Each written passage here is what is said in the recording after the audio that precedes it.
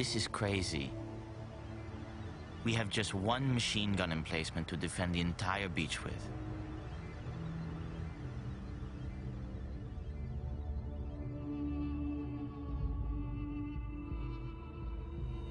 Four days after the attack on Pearl Harbor, Germany and Italy declare war on the United States.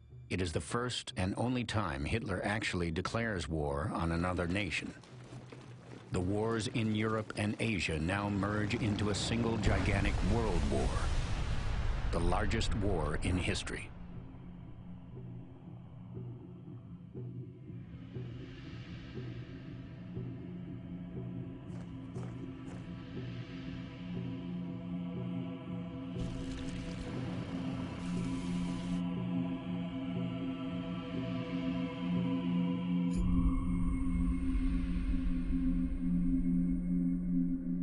And citizens are urged to remain calm and avoid all unnecessary confusion because of hysteria. Across the U.S., panic spreads as Americans realize they have enemies off both coasts. Surging above the fear is a wave of patriotism and outrage. Within 30 days of the attack, over 134,000 young men enlist for service. They want to fight back, but still must undergo months of training before deploying. In the meantime, America's current military force of just under 500,000 will do what it can.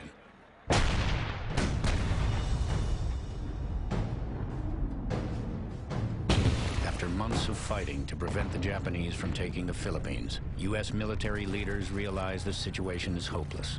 Their Navy is outmatched, powerless to deliver reinforcements. Back in February, they ordered the commanding general, Douglas MacArthur, to evacuate by night and leave his troops behind. And now, more than 76,000 American and Filipino soldiers are taken prisoner by the Japanese on the Bataan Peninsula.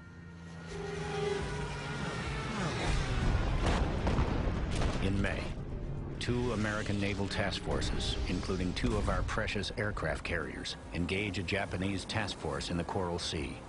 1 American carrier is sunk, another damaged.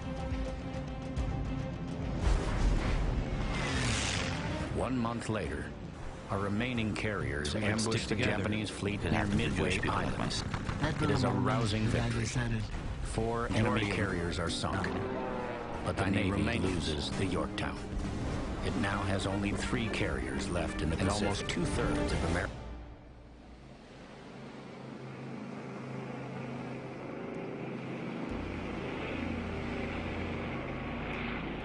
American recruits have... It's amazing and eerie to be here, in the exact place where the whole war began for us.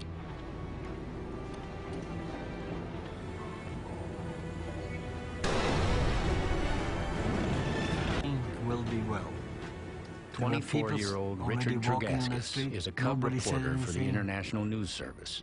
After months of lobbying his bosses for a combat assignment, he's finally arrived in Pearl Harbor with orders to cover the expanding American war in the Pacific.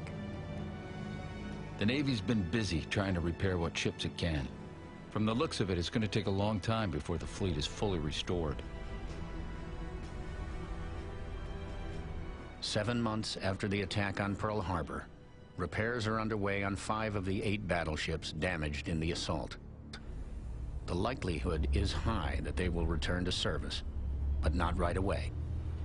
For the time being, at least, the Navy will be fighting at nowhere near full strength. When I first got here, I expected the mood to be bleak, but more than anything, people seemed energized and angry.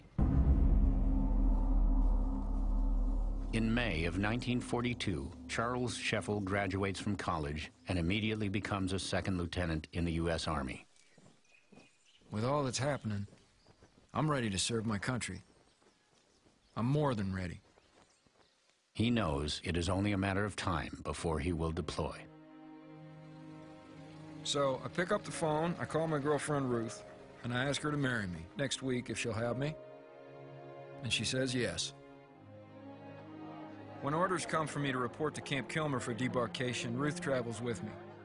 She's gonna stay at a hotel in New York until I go. Well, within 3 hours of my arrival, our group is completely outfitted and sealed in a holding area. So much for goodbyes.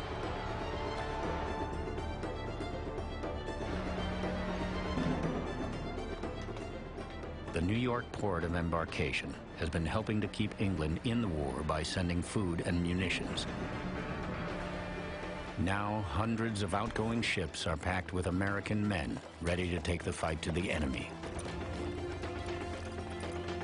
But the enemy is already at America's door. For months, Hitler's U-boats have been terrorizing the Atlantic seaboard. In 1942 alone, U-boats sink over 1,000 ships bound for England and the Soviet Union.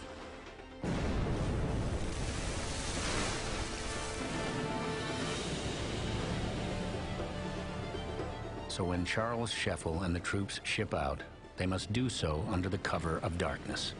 There is no fanfare, no throngs of waving loved ones. America is sneaking off to war. Our lifeboats can only hold 2,500 men. So if we're hit, the rest of us will just jump into the Atlantic.